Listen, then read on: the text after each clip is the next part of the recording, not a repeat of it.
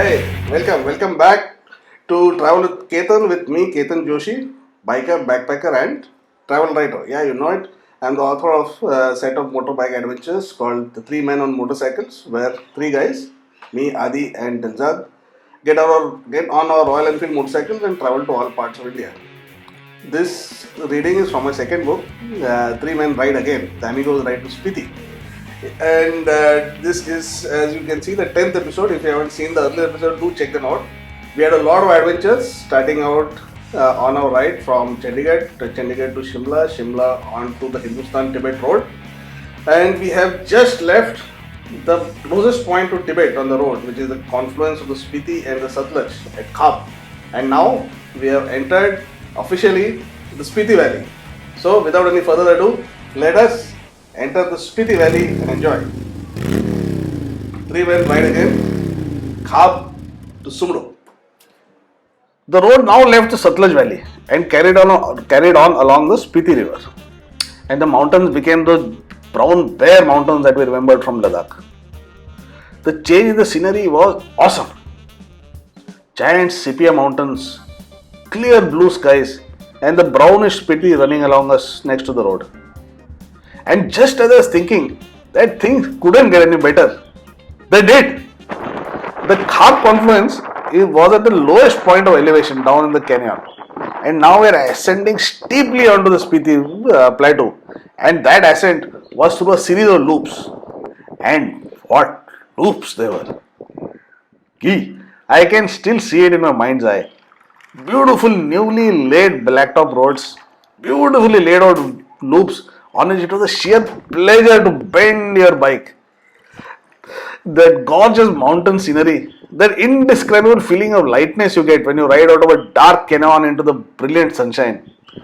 The wind in your face, the feel of speed, the thrill of the bike between your legs, and above all, the splendid seclusion. We were the only ones on that road for miles and miles. We felt like kings. It was paradise. People wax eloquent about the Gata loops on the Manali Leh road, which are great. But I think these are even better. All the better for being unknown and unexpected. After reaching the top of the loops, we actually went down the loops again so that we could enjoy riding up those loops again. This was real riding. This is what we ride for. Ah, what a feeling.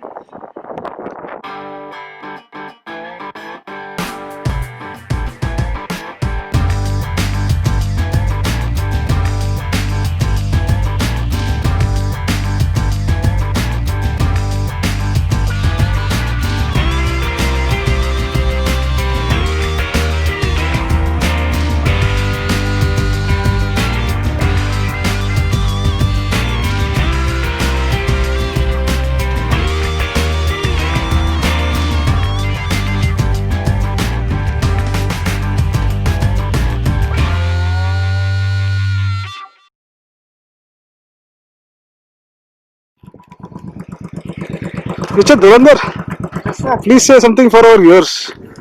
Please say something for my what? For our viewers, For What do our you- viewers. what do you think? Dude, if you've not ridden these roads, you've not ridden anywhere else. By far the most beautiful place.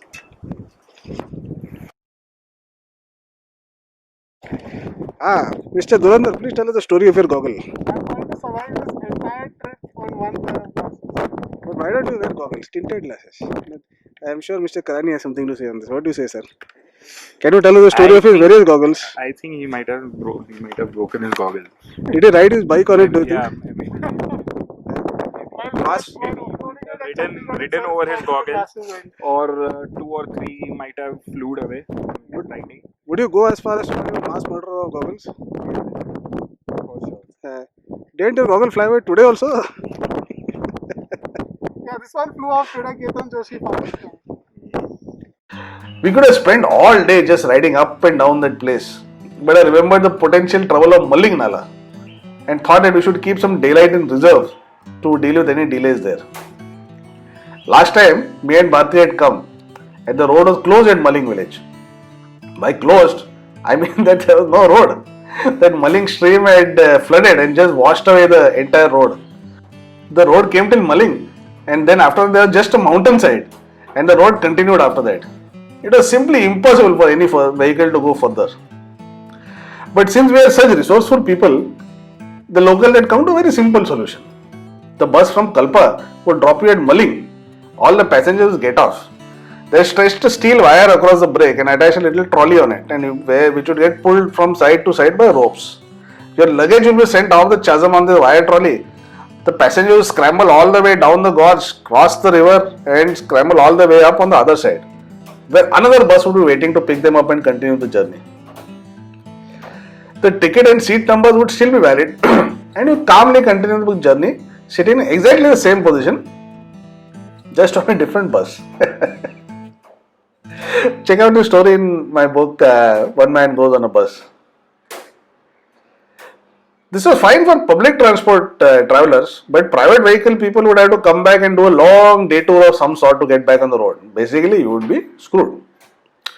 But I didn't think this was the case this time. Nobody had warned us of any such thing, and there was no traffic coming back. No disgusting looking people cribbing over getting screwed. So most likely the road was okay. Anyway, no point in worrying about things you can't control. We will take it as it comes. So we regretfully left that place and proceeded along the highway towards our next destination, Nako. This was a lovely oasis in the middle of the Himalayan desert. It had a beautiful lake fed by underwater streams, and this created a pocket of green in the brown plateau. I had been entranced by it on our last trip and was looking forward to seeing it again. There was a bus in front of us, and we decided to ride slow, admire the scenery, and just follow the bus. The bus driver and bus passengers didn't seem to like us much though. They kept staring at us and making rude signals. I was very much puzzled by this behavior because in my experience, hill people are the most polite and courteous of people. Why are they waggling their heads and making faces at us? And another thing, the road was going on and on and on. I hadn't thought that Nako was so far away. Finally, the bus stopped at a village and we stopped as well. I looked around in puzzlement. Nako seems to have changed quite a bit since I came here last. My memory is legendarily bad. But even so, it seemed different. The driver saw me peering around in puzzlement and he came to talk to me. Where do you want to go, chum? He asked. Nako and then Tabu. I thought as much, the driver replied. That is why I was signaling to you. This is not Nako, this is Leo village. It's a diversion from the main road.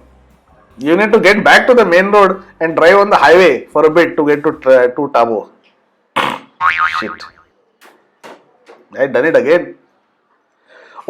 Only one fork in the road and I had missed it and gone down the wrong path.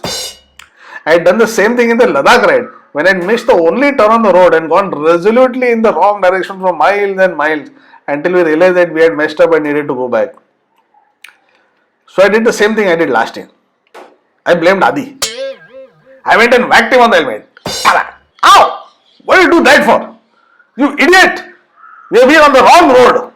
What? But ow! Come back! Delder realized what I was doing and whacked him. Can't you read road signs? Idiot! What kind of rider are you? Delder growled at him. But this fat guy was leading. He said that he has been here before. Never mind that now, I said firmly, turning my bike around. Keep your eyes open from now on, understand? But, yes, be a man. Do the right thing. Delder also growled and we both made a run for it before Adi could collect his wits and come and beat us up. We got back on the main road and finally got to Nako. I looked around with interest. There had been a few changes since I had come here last. The whole road seemed to have been rerouted somehow. Earlier it used to pass right by Nako. And now Nako was a bit far away from the main road and you had to, ride a bit inside to get there. The Nako lake was as pretty as ever. It was an evergreen lake fed by underground streams and meltwater. And so was a dependable source of water all year round. This enabled the villagers to do farming in that arid land, and green fields stretched out all about it. From that height, it looked like an eye. An aquamarine pupil surrounded by a cornea of green vegetation with an eyebrow of village houses. It looked amazing in that brown desert. And now, there was a large helipad there with a nice blacktop tarmac and one large H painted on it. Adi's eyes shone when he saw it and he knew exactly what he was thinking. It would be an awesome place to take photographs. And once he started, there would be no stopping him for hours and hours. But when we reached the helipad, there was already a bike parked right in the middle of that edge. And the rider was pottering around taking photos. The guy came over and we said hi. He had a long moustache and looked a bit like Sancho Panza, short and plump. His bike also looked like Don Quixote's old horse, Rocinante. Just like the old broken-winded horse in that story, this was an old bullet with all kinds of knickknacks on it. He had installed an aftermarket petrol tank which had a larger capacity. Unfortunately, the shit quality tank which kept rusting, so he had to install a little petrol filter to remove the rust and gunk from the petrol before it entered the engine. He had little brass knickknacks stuck all over the bike, on the bars, on the battery box, on the back, etc. But they rusted and discolored and now looked like fungus growing on his bike. His clutch was old and loose and his headlight was clouded.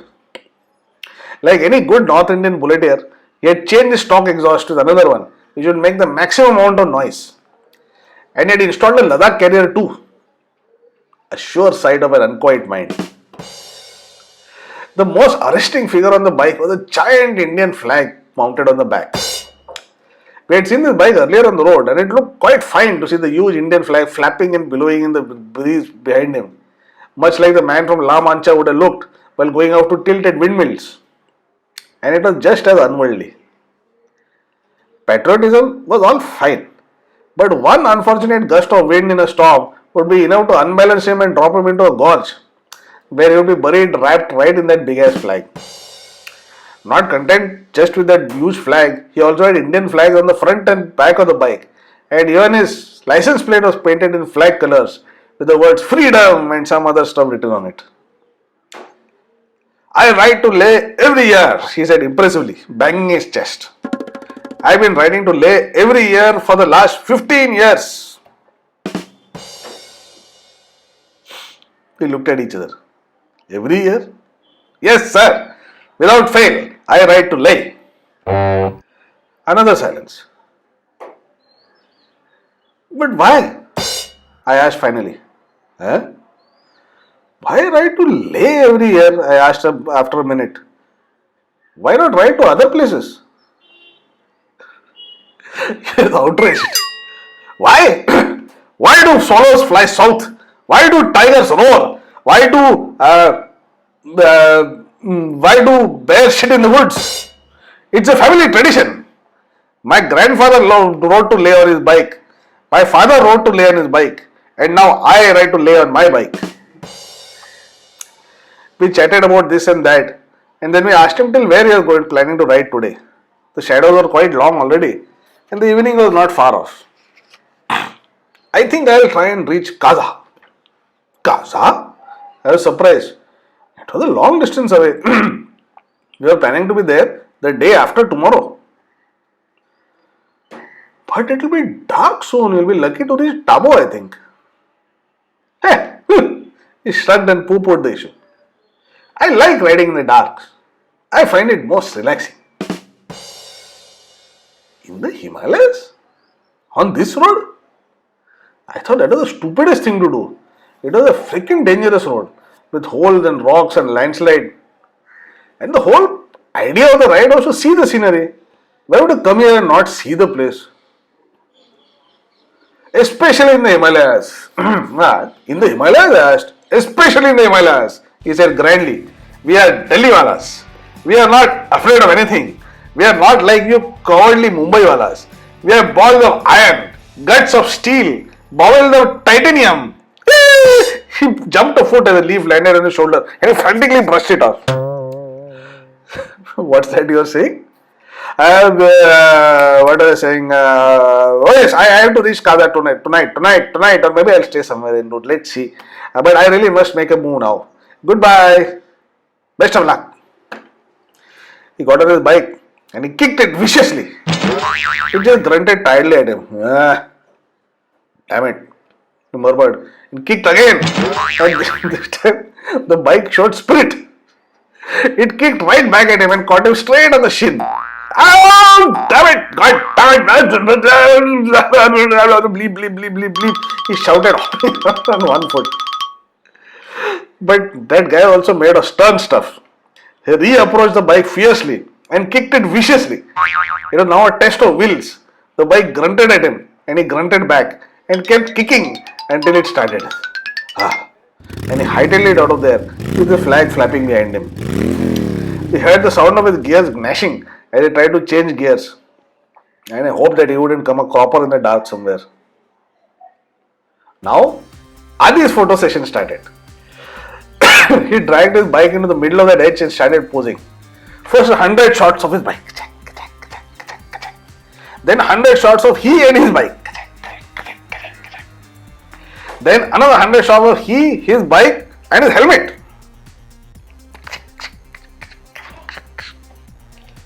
It was late evening by the time he was satisfied. I wondered if we should stay the night at Nako itself. There were some nice hotels there and me and Bharti had spent the night here last time around. But then decided to try to stick to the plan and hit Tabo for the night. We started riding, but soon realized that Tabo was a bridge too far. It became quite dark and all the arguments I had given our Delhi friend came back to me. I didn't want to ride in the dark myself. And besides, there was still Malling Nala to be negotiated. It was somewhere ahead and I didn't want to tackle it in the dark. So we decided to stay at the very next village we found, whatever it might be. Sumdo was the next village and there were a couple of hotels with rooms. We shopped around and settled in a modest little hotel.